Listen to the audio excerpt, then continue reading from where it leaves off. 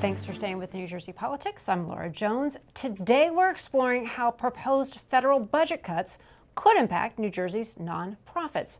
Dr. Tara Chalakani, CEO of Preferred Behavioral Health Group, joins us now to discuss the consequences for mental health and addiction services. Dr. Chalakani, so good to see you. Thank you for joining us. Likewise, Laura. Thank you for having me. Absolutely.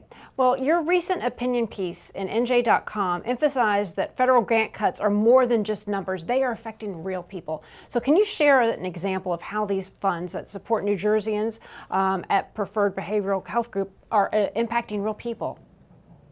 For sure.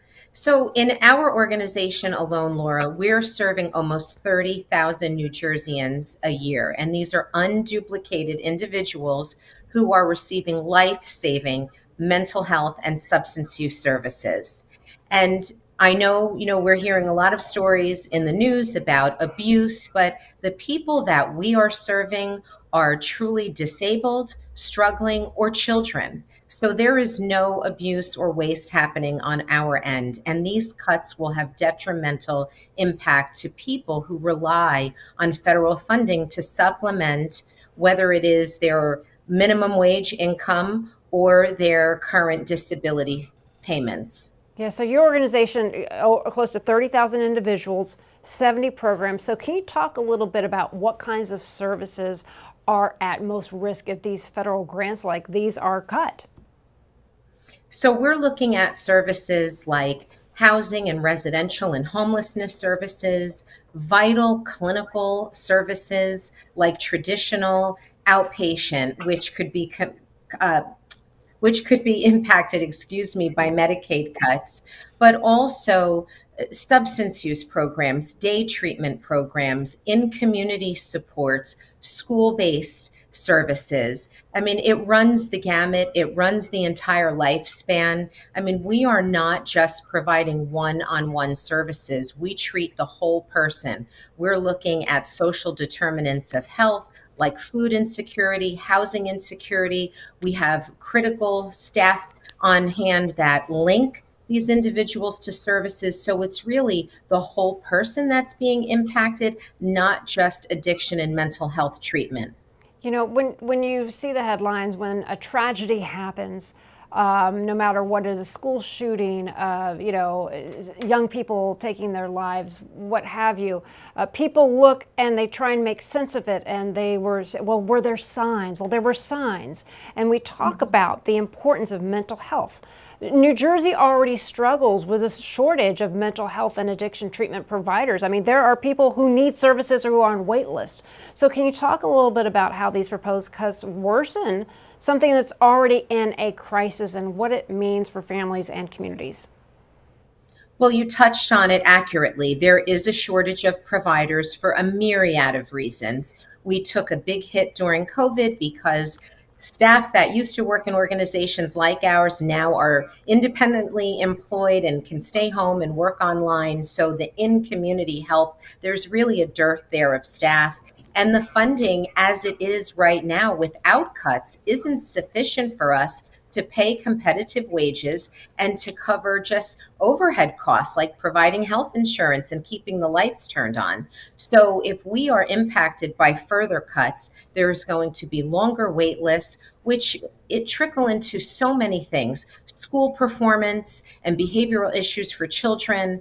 Mental health issues is the leading cause of a drain on local law enforcement. There are people in the community that are struggling, and they often fall into the hands of the law because there's nowhere else to bring them or no one else to deal with them in the community. So it just has a ripple effect that branches into every bit of the way we live in our community. Yeah, that's heartbreaking to hear that. When somebody's struggling with mental health, if there aren't the services available, then it falls into the hands of law enforcement, and they're bound by the law. They can't always take into account, the emotional impact and the other circumstances that some of these people are living under. Sure. And I mean, the local law enforcement and state law enforcement, they attend a myriad of trainings, but they're not social workers, they're not therapists, and that's not what they're out in the communities to do. But This is the ripple effect and the strain that these cuts will put on other areas. Just like in schools, if children can't access the care that they need due to federal cuts, whether it's grants or Medicaid, they're going to be taxing the system in school. They're going to have behavioral issues. They're going to drain the resources of teachers and guidance counselors. So, like I said, it's far reaching. And one of the reasons why I feel like there's this misperception and misunderstanding of mental health is that health is health. We are one being, we're one person, and the stigma that is still attached to mental health and addictions is really damaging, because an addiction is a medical issue. It's a mental health issue. It's an illness. It's a disease. And we treat it as if someone has a choice and they can just stop. But if we change our perception, hopefully we can prioritize mental health care in budgets and not make these dramatic cuts that will really impact us to a devastating extent. Yeah. I mean, why, before I get to the next question, why is that such a hard barrier to break, that stigma attached with it? You hit the nail on the head. It's an illness. It is a disease. You can't help these things. This isn't something people choose. Correct. And there's a whole host of reasons, Laura. It's fear, it's shame, it's like I said, we have this pervasive stigma in our society, and it almost sometimes is perceived as some sort of failure, but it isn't. It's no different than if your family is predisposed to high blood pressure or diabetes. It's a chronic condition that needs to be managed. And we are the types of providers that are in the community managing and helping people to thrive and survive. And our mission is to change lives and save lives every day. And we do that, but we need this much needed and important funding to do so. Yeah, so you talk about the strain on state and local government if federal funding is cut. So when it comes to New Jersey, do you believe New Jersey has the resources to fill the gap? Are we at risk of seeing, I think you called it a service desert in some areas? Well, I mean, even though there are so many New Jerseyans that go without care and are struggling, we do have a great state compared to others in our country. And Governor Murphy has made mental health a priority, and we have received some generous funding. But if the federal budget is cut, that impacts New Jersey. So, I mean, we will suffer if the feds do not provide us with continued sustenance to keep these programs going. Yeah. So what are you able to do? What can be done to make your voices heard?